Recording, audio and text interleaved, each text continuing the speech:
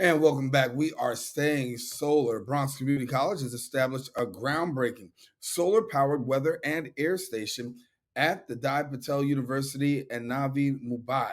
Now, the project actually demonstrates BCC's dedication to educational partnerships with Indian institutions and represents the first initiative of its kind known for persistent air pollution challenges. Now, joining us and sharing more, we've got Bronx Community College's Department of Chemistry, Earth Sciences, and Environmental Sciences Chairperson, Dr. Neal Phillip.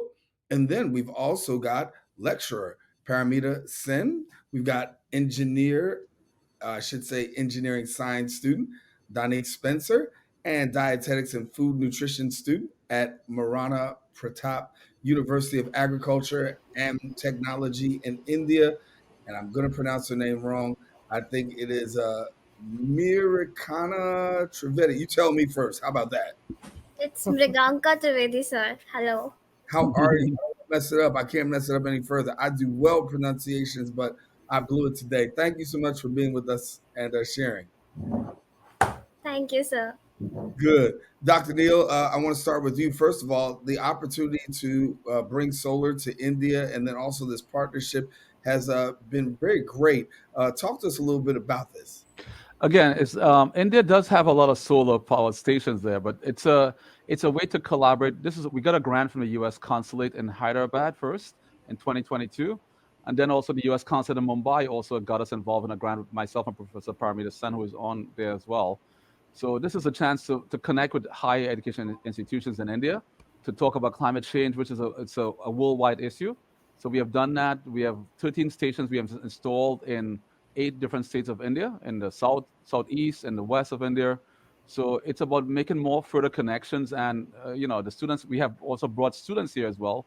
So these are connections that we make, and we try to improve, in CUNY's enrollments and have students come here and learn more from here and take away back to India as well.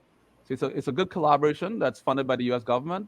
The State Department funds it through consulates, and also we have a national NSF grant, which Professor Sen will talk about in a couple of minutes, that we take students to India for 1 month. Thank you. Yeah. And so, Paramita, let me talk to you for a quick minute. What does this mean, particularly for people in India?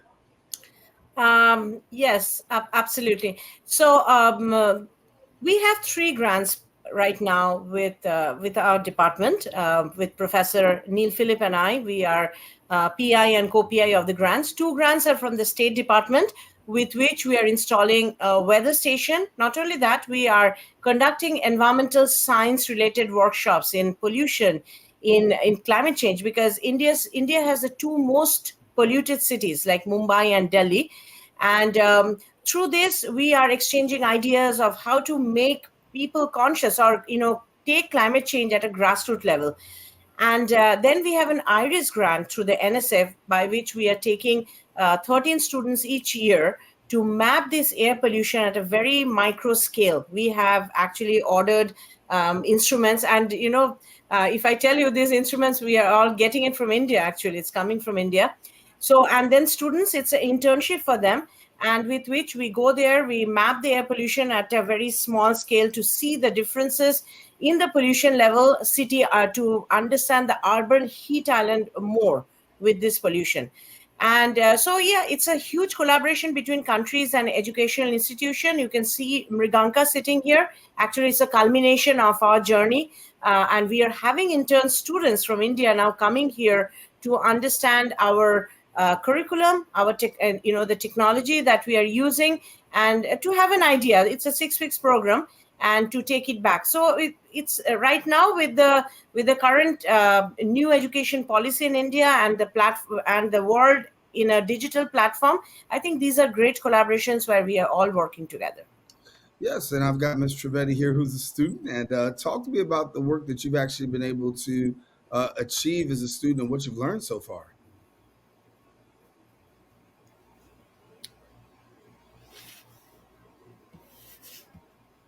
Did I lose her? Hello, sir. Yes. Yes, sir. So, first of all, in New York City, this is our first time here, and we had lot of exposure and many experiences. Some were really good, some were overwhelming, and we got to learn a lot of things. Like the other day we visited the governor's island for the billion oyster project. That's a really good initiative by the harbor school. And as we know, oysters are really important for the environment, and we need them as natural filters for the environment. So they're planning to develop 1 billion oysters by 2035, and that might really help in filtering and cleansing the environment. And we got to learn many more things, and our professors at BCC are very warm to us, and they have supported us so much. And they said that we need to expand our decorum about this. And we as like we're dietetic students, so we must be able to learn more things, not just about our field but also about the other fields. And we might be able to take this home, and we might be able to develop more things in our country with this. Professor, you share a little bit more, Paramita, as when we wait for them to get unmuted, and hopefully they'll get a chance to get unmuted.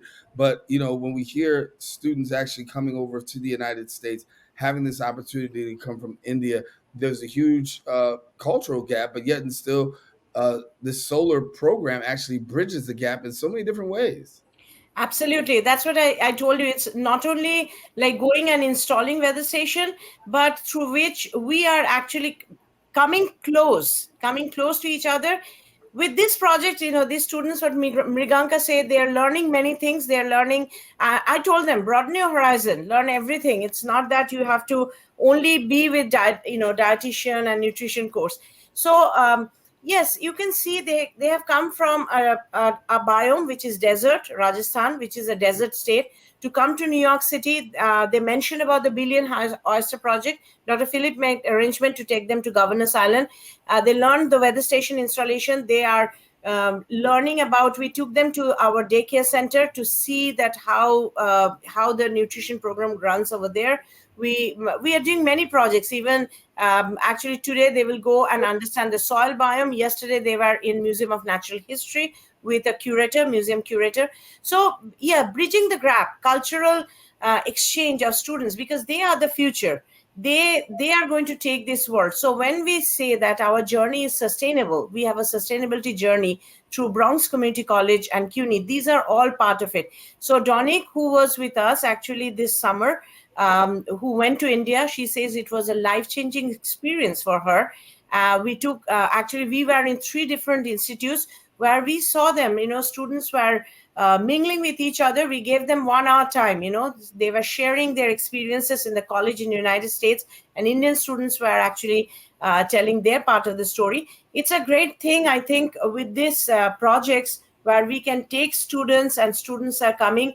A huge collaboration, which I'm thinking like at this time in the world, in the 21st century, where we are talking about world as a single platform. This type of initiative should be more, I think, as educators. Yeah. I'm gonna try and bring Donique in one more time and find out if she's available. But we wanted to ask her how this program has actually impacted her, and if Donique is there, we'll go with her now. Yes, I'm right here. Great. Thank you. Okay.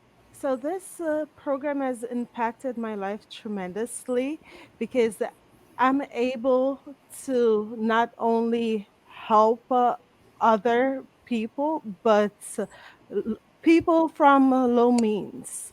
So, like the device, the weather station, give access, give the everyday person in like places like Goa, Eco Village, and elsewhere data um, that can impact their life, inform their life. For example, in Eco Village, they were farmers. The data is gonna help them to make sure that their produce is good, so that they could have adequate resources to provide for them and their families. So I'm just so excited that I got a chance to be a part of that.